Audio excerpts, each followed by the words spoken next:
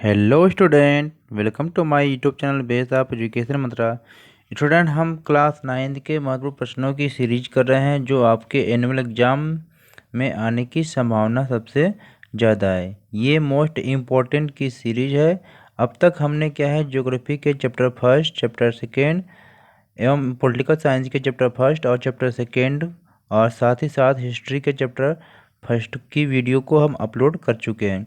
तो अगर आपको ये वीडियो देखनी है तो प्लेलिस्ट में जाकर उस वीडियो को वहाँ से देख लीजिए, या तो इस वीडियो के डिस्क्रिप्शन बॉक्स में जाकर आप क्या है, इन सारी वीडियो को आप देख सकते हैं।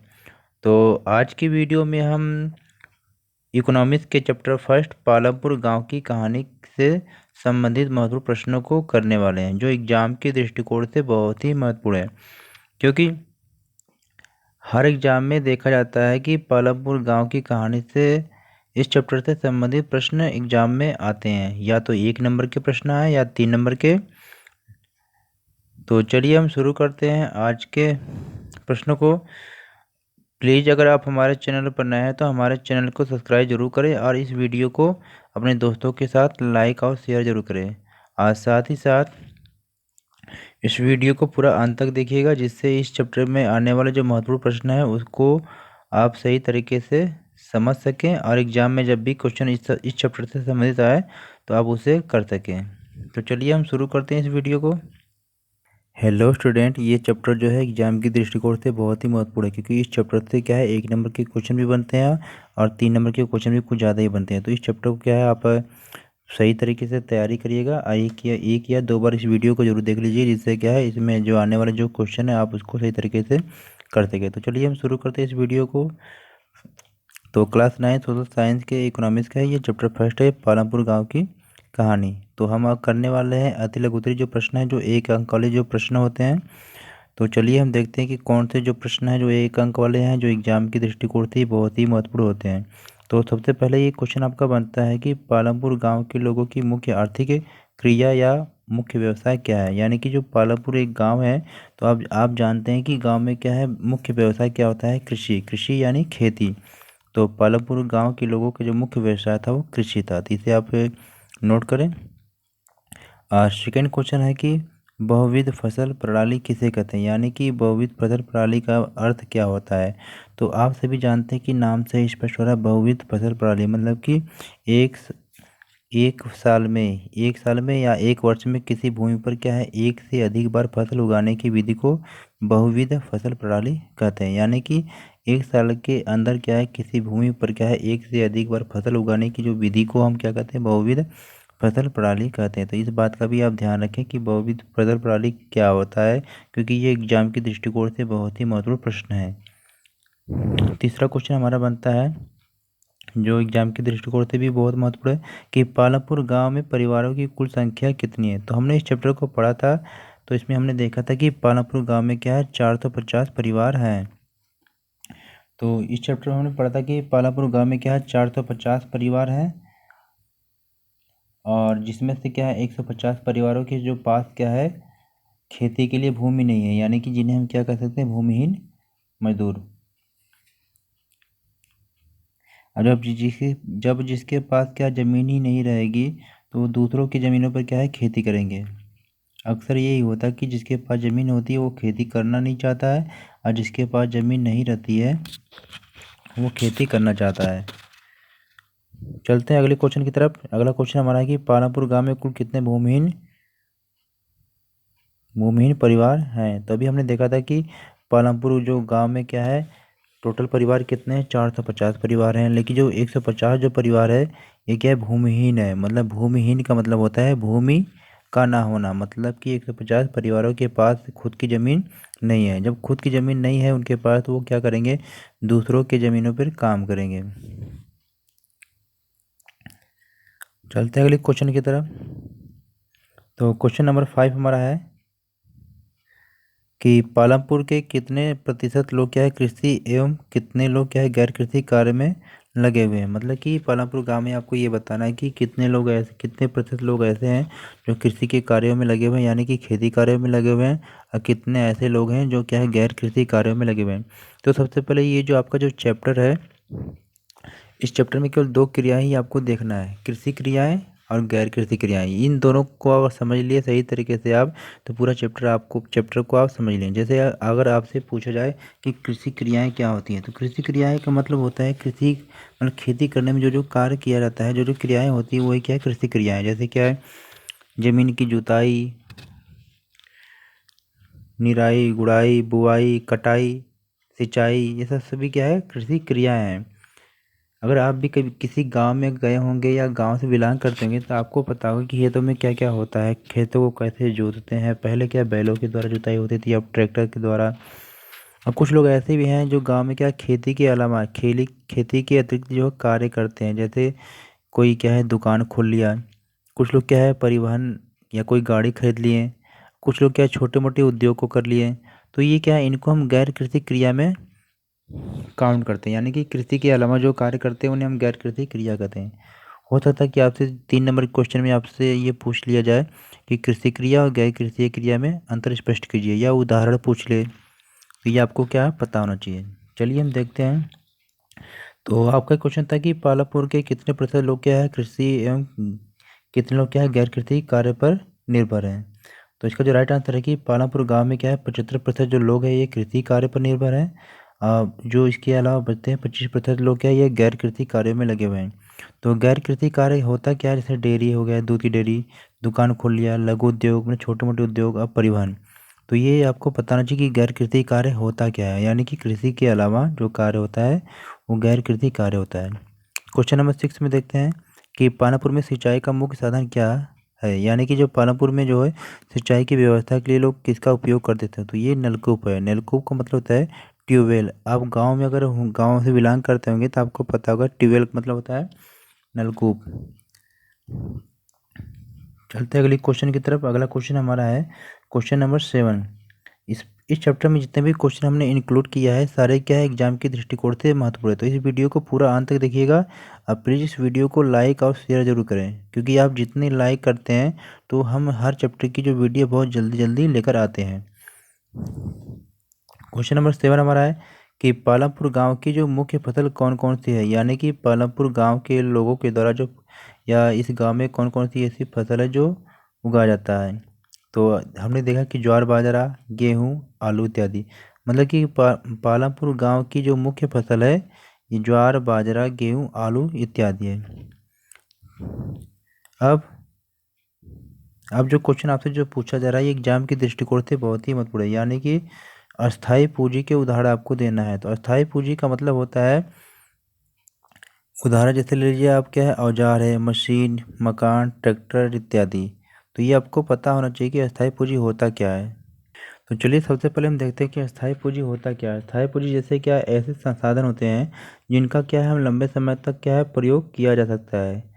जैसे मान लो हमने कोई मशीन ले लिया, किसी उत्पादन हमने मशीन का उपयोग कर लिया, तो मशीन से हम एक बार क्या है, जब तक मशीन मशीन हमारे पास रहेगी तब तक क्या है वो उत्पादन वो करते रहेगी। जैसे मकान है, मकान हमने एक बार बना दिया, अब ऐसा नहीं कि बार बार वो मकान हमें बनाना पड़ेगा। मकान एक ही बार बना दिया। ट्रैक्टर ले लिया तो ट्रैक्टर हमने एक बार ले लिया, अब इससे क्या है बार बार हम उसके द्वारा उपयोग करके हम उत्पादन या कार्य करते रहेंगे।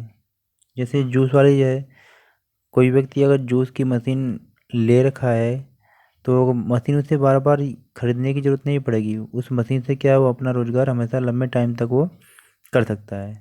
यानी कि ये आपको ये बताना है कि ऐसे संसाधन क्या है जिनका हम उपयोग क्या है लंबे समय तक कर सकते हैं। चलते हैं अगले क्वेश्चन की तरफ। जो अगला क्वेश्चन हमारा है कि कार्यशील पूंजी के उदाहरण दीजिए। मतलब कार्यशील पूंजी क्या है, तो कार्यशील पूंजी हम ऐसे संसाधन कहते हैं जिनके क्या है हमें दिन प्रतिदिन क्या है या बार बार आवश्यकता पड़ती रहती है। जैसे जिनका क्या है उपयोग हम एक बार ही कर सकते हैं, ऐसा नहीं कि हम उपयोग करते जाएं वो समाप्त न हो। जिसमें आप कच्चा माल को आप ले लीजिए। जैसे कच्चे माल के रूप में क्या है, जैसे मान लो खेत में हमने क्या है बीज को बो दिया, लेकिन बीज क्या है एक बार खेत में ही डालेंगे, लेकिन फिर क्या होगा, दोबारा अगली फसल के लिए हमें क्या है दोबारा से क्या है बीज लाना पड़ेगा। ठीक इसी तरह क्या है,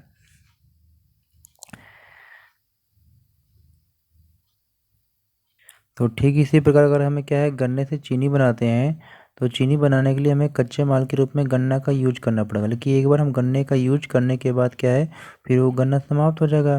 फिर दोबारा चीनी बनाने के लिए हमें दोबारा क्या है कच्चे माल यानी कि गन्ने की ज़रूरत पड़ेगी। तो साथ ही साथ क्या है कि साथ ही साथ कच्चा माल और क्या नगद पूंजी, नगद मतलब कि हमें कच्चा माल खरीदने के लिए पैसे यानी मुद्रा जो नगद है उसकी ज़रूरत पड़ती है। एक बार हमने पैसा लगाया तो फिर वो तो हमारा पैसा ख़त्म हो गया। अब फिर दोबारा माल लाने के लिए हमें क्या है दोबारा से फिर क्या है पैसे की या नगद पूंजी की ज़रूरत पड़ती है। तो क्वेश्चन नंबर 10 हमारा है कि कृषि की आधुनिक तकनीकों का सबसे पहले प्रयोग भारत के किन दो राज्यों में किया गया। यानी कि आधुनिक जो नए नए तकनीकों का जो उपयोग किया जा रहा है ये भारत के किन दो राज्यों में किया गया। तो सबसे पहले पंजाब है और हरियाणा। तो ये भी आपको क्या है पता होना चाहिए। चलते हैं अब हम 3 नंबर क्वेश्चन को करते हैं, यानी कि लघु उत्तरीय जो प्रश्न है जो 3 अंक वाले प्रश्न होते हैं इनको हम देखते हैं। ये भी क्या एग्जाम के दृष्टिकोण से बहुत ही महत्वपूर्ण है। प्रश्न है कि पालमपुर गांव के किन्हीं 3 गैर कृषि क्रियाओं का वर्णन कीजिए। मतलब कि आपको गैर कृषि क्रिया के बारे में आपको बताना है जो कृषि के अतिरिक्त कार्य किए जाते हैं। तो पालमपुर गांव में किए जाने वाले जो गैर कृषि क्रियाएं हैं निम्न है। पहला हमने क्या है लघु उद्योग देखा, जो छोटे मोटे उद्योग है। डेयरी हो गया, परिवहन या कोई गाड़ी ले लिया, दुकान। इन 4 के अलावा भी कुछ और भी आप लिख सकते हैं, तो जो आपको उचित लगे वो आप लिख सकते हैं। चलते हैं सेकंड क्वेश्चन की तरफ।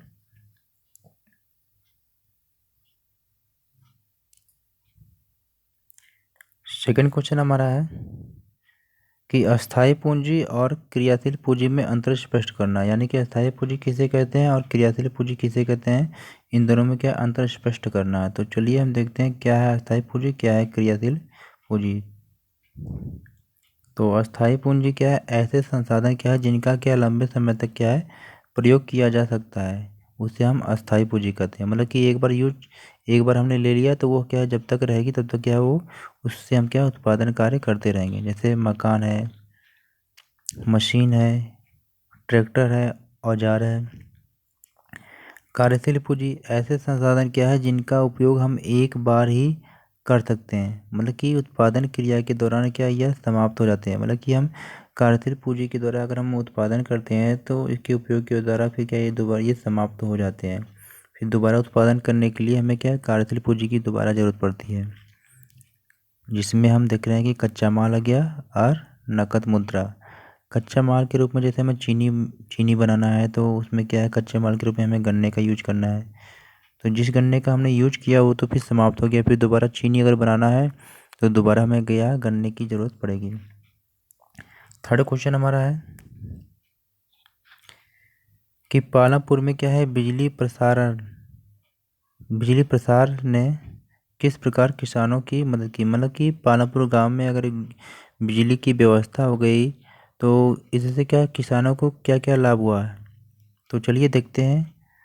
पालमपुर में क्या है बिजली प्रसार से यानी किसानों की निम्न प्रकार से मदद की। मतलब कि पालमपुर गांव में अगर बिजली की व्यवस्था हो गई तो किसानों को किस प्रकार से लाभ हुआ। तो इसमें हम देखते हैं कि पहला हुआ कि बिजली के प्रसार से कुएं से पानी खींचने में मदद मिली। यानी कि पहले लोग क्या करते थे कि रहट के द्वारा क्या है कुएं से क्या है लोग पानी खींचते थे, लेकिन जब क्या है बिजली की व्यवस्था हो गई तो नलकूप के द्वारा क्या है कुएं से पानी खींचने की सुविधा मिल गई। सेकेंड में क्या है जब सिंचाई सिंचाई मतलब क्या है और आसान बना दी। मतलब कि सिंचाई की व्यवस्था पहले नहीं थी, लेकिन अब बिजली के द्वारा क्या है सिंचाई मतलब आसान हो गया। मतलब कि जब चाहे तब वो सिंचाई खेतों में कर सकते हैं। थर्ड में क्या है अब क्या अधिक से अधिक बिजली का उपयोग करके अपनी कृषि को क्या बढ़ा सकते हैं। यानी कि अब वो क्या बिजली का उपयोग करके है कृषि में क्या है पैदावार को बढ़ा सकते हैं। चलते हैं अगले क्वेश्चन की तरफ। अगला क्वेश्चन हमारा है प्रश्न 4 है कि एक ही भूमि पर उत्पादन बढ़ाने के लिए कौन कौन से तरीका है। यानी कि आप देख रहे हैं कि जनसंख्या क्या है दिनों दिन बढ़ती जा रही है, लेकिन जो हमारा जो ज़मीन है भूमि है वो तो सीमित है क्योंकि वो बढ़ने वाला नहीं है। तो अब क्या है कि अगर हमें उतने ही ज़मीन पे अगर ज़्यादा उत्पादन बढ़ाना है तो हमें क्या क्या तरीका अपनाया जा सकता है कि उतने ज़मीन से क्या उत्पादन बढ़ सके और बाकी सबके लिए क्या है भोजन की व्यवस्था भी हो सके। तो चलिए हम देखते हैं क्या तरीका है।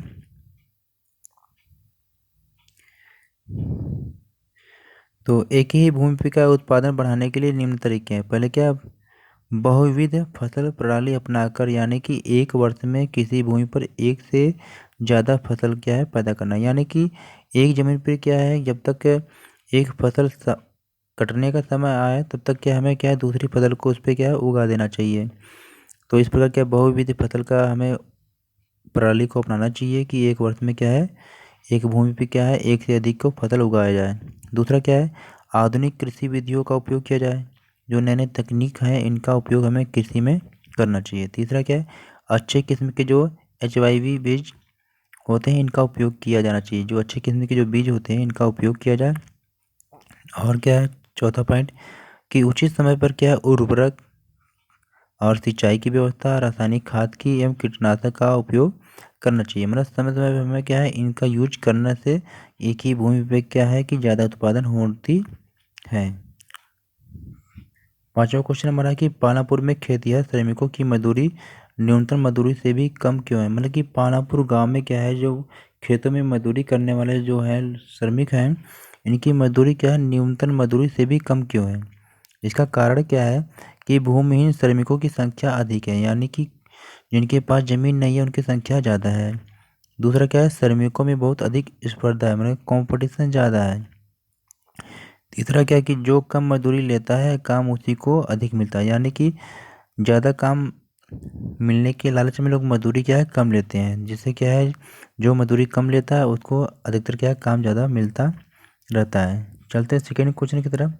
सेकेंड क्वेश्चन बहुत ही महत्वपूर्ण है और ये एग्जाम के दृष्टिकोण से तो और ही महत्वपूर्ण, क्योंकि ये किसी न किसी रूप में एग्जाम में आता है। क्वेश्चन हमारा है कि हरित क्रांति क्या है और हरित क्रांति से होने वाले लाभ को लिखना है। तो ये क्या,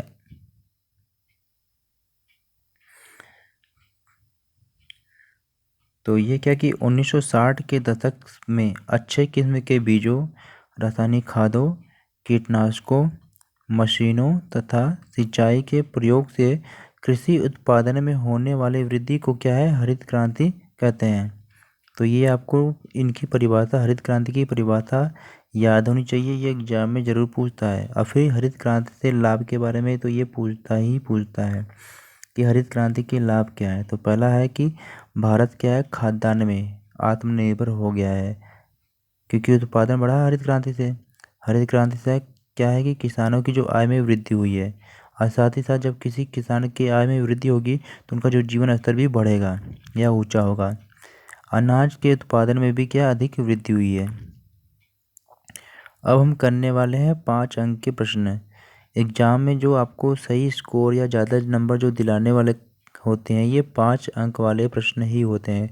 तो इन प्रश्नों को हमें क्या एग्जाम में छोड़ना नहीं चाहिए। क्वेश्चन आए तो बड़ी अच्छी बात है, और नहीं आएगा तो भी क्वेश्चन से संबंधित आपको आंसर बना कर लेकर आना है। तो हमारी वीडियो को अंत तक ज़रूर देखिएगा और इस वीडियो को अपने दोस्तों के साथ शेयर ज़रूर करें। और जितने लोग भी वीडियो देख रहे हैं प्लीज़ वीडियो को लाइक ज़रूर करें, जिससे हमें पता लगे कि आपको हमारी वीडियो पसंद आई। अगर आपको हमारी वीडियो पसंद नहीं आती तो कमेंट बॉक्स में ज़रूर बताएं कि कमी क्या रही है, हम आगे सुधार करने की कोशिश करेंगे। चलते हैं दीर्घ उत्तरी प्रश्न को देखते हैं। दीर्घ उत्तरी प्रश्न जो 5 अंक वाले प्रश्न होते हैं। पहला प्रश्न हमारा कि परंपरागत खेती जो मतलब जो पहले से चली आ रही है खेती और आधुनिक खेती में क्या अंतर है। तो पहले हम देखते हैं कि परंपरागत कृषि या खेती क्या है। तो इसमें पहला पॉइंट है कि कृषि में पारंपरिक बीजों का प्रयोग, यानी कि जो पहले लोग होते थे क्या करते थे कि जो फसल उगता था उन्हीं में से वो बीज निकाल कर रख देते थे। अब चाहे वो बीज क्या है खराब हो जाए या कीड़े लग जाएं तो भी लोग क्या अपने खेतों में उसी बीज का उपयोग कर देते हैं। तो हो सकता है कि वो बीज के द्वारा फसल उगे ही ना। दूसरा पॉइंट है इसमें है कि कम सिंचाई की आवश्यकता, मतलब लोगों को सिंचाई की ज़रूरत ही नहीं पड़ती थी या सिंचाई की व्यवस्था नहीं हो पाती थी, क्योंकि बिजली पहले था नहीं। जैसे लोग अक्सर क्या है वर्षा के जल पे ज़्यादा निर्भर रहते थे नल। तीसरा क्या है उर्वरक के रूप में गाय के गोबर, मतलब कि लोग क्या है उर्वरक के रूप में गाय के गोबर का ही यूज करते थे। और क्या है पारंपरिक हल का प्रयोग, आपने देखा है कि लोग करते क्या थे, बैलों के द्वारा जो खेतों की जुताई करते थे। इसमें समय बहुत ज़्यादा लगता था, श्रम भी लगता था, समय भी। नदी और तालाबों से सिंचाई होती थी, यानी कि लोग नदियों के द्वारा क्या है और तालाबों के द्वारा सिंचाई करते थे। यानी कि उस समय क्या है कि खेती करना बहुत ही मुश्किल था, मतलब कठिन काम था। लेकिन आज क्या है, नलकूप की तरह सारी व्यवस्था है। अब देखते हैं कि आधुनिक कृषि क्या है। कृषि में क्या अधिक उपज देने वाले HYV मतलब कि अच्छे किस्म के बीज का उपयोग होता है। मतलब कि जो बीज होते हैं सारे चेक रहते हैं, मतलब अच्छे किस्म के हाइब्रिड बीज होते हैं कि इसमें क्या उत्पादन बहुत ज़्यादा होता है।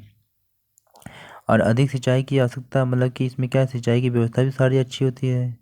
तीसरा, रासायनिक खाद और कीटनाशकों का भी प्रयोग होता है किसमें, आधुनिक कृषि में। चौथे पॉइंट में मशीनों का प्रयोग, मतलब यहाँ पर उत्पादन कार्य में, मतलब कृषि से संबंधित कार्य करने के लिए क्या है, जो आधुनिक मशीनों का उपयोग किया जाता है। पाँचवें नंबर पे नलकूप और पंपिंग सेट के द्वारा सिंचाई की व्यवस्था होती है। मतलब कि आधुनिक कृषि में क्या है, पंपिंग सेट या नलकूप के द्वारा सिंचाई की व्यवस्था होती है। सेकेंड क्वेश्चन बहुत ही महत्वपूर्ण है, इसे भी देखें। ये क्वेश्चन 3 नंबर में भी आ सकता है, 5 नंबर में भी आ सकता है। उत्पादन के प्रमुख कारकों की व्याख्या करना है, मतलब उत्पादन की जो प्रमुख कारक है या साधन है, इसके बारे में आपको बताना है। तो उत्पादन के जो प्रमुख कारक कितने हैं, 4 हैं। आपको ये पता होना चाहिए कौन कौन से हैं। भूमि होता है, पूंजी है, भूमि, पूंजी, श्रम और मानव संसाधन। तो भूमि में देखते हैं, यह क्या है, पहली आवश्यकता होती है, क्योंकि कोई भी उत्पादन करने के लिए भूमि की जरूरत होती है। इसमें क्या है, भूमि तथा अन्य प्राकृतिक संसाधन भी आते हैं, जैसे भूमि ले लीजिए, जल ले लीजिए, खनिज ले लीजिए। अब सेकंड प्रकार में देखते हैं श्रम। श्रम, इससे आशय उन लोगों से है जो काम करके कुछ उत्पादन क्रिया में जरूरी कार्यों को क्या है करने के लिए बहुत ही ज़्यादा। श्रम मतलब कि जिसके पास खुद की कोई बिजनेस या कोई ज़मीन नहीं है, वो दूसरों के खेतों में क्या मेहनत करना चाहते हैं। तो इसमें होता क्या है कि श्रम 2 प्रकार से होते हैं, कुशल और अकुशल। अब कुछ व्यक्ति आपने देखा कि पढ़े लिखे होते हैं, तो वो क्या करते हैं, उसे हम कुशल होते हैं। और कुछ व्यक्ति ऐसे होते हैं जो पढ़े लिखे कम होते हैं, तो वो केवल मजदूरी ही कर सकते हैं, शारीरिक श्रम कर सकते हैं, तो उन्हें हम अकुशल की श्रेणी में काउंट करते हैं। तो यहाँ पर दिया गया है कि इससे आशय उन लोगों से है जो काम करके कुछ उत्पादन क्रिया में जरूरी कार्यों को क्या है करने के लिए, उत्पादन करने के लिए बहुत ही ज़्यादा पढ़े लिखे कर्मियों की ज़रूरत होती है। और कुछ दूसरे लोग ऐसे हैं तो है, दूसरी क्रियाओं के लिए क्या है, शारीरिक कार्य करने वाले श्रमिकों की ज़रूरत होती है। मतलब कुछ लोग ऐसे होते हैं जिसमें क्या है पढ़े लिखे हुए लोगों की ज़रूरत होती है, और कुछ कार्य ऐसे होते हैं जिसमें क्या है पढ़े लिखे लोगों की ज़्यादा ज़रूरत नहीं होती, केवल शारीरिक श्रम की ज़रूरत होती है। तीसरा पॉइंट क्या है, भौतिक पूंजी के बारे में। तो भौतिक पूंजी को क्या है, 2 भागों में डिवाइड किया गया है। तो ये कौन कौन से 2 भाग हैं, तो इसमें क्या है, एक अस्थाई पूंजी है,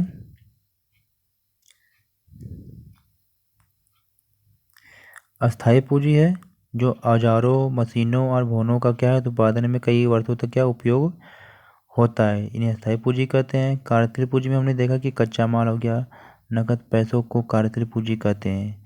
जैसे इसका मतलब क्या है कि औजारों, मशीनों तथा भवनों जैसे अस्थाई पूंजी से भिन्न यह चीज़ें क्या होती हैं, उत्पादन क्रिया के दौरान क्या समाप्त हो जाती हैं।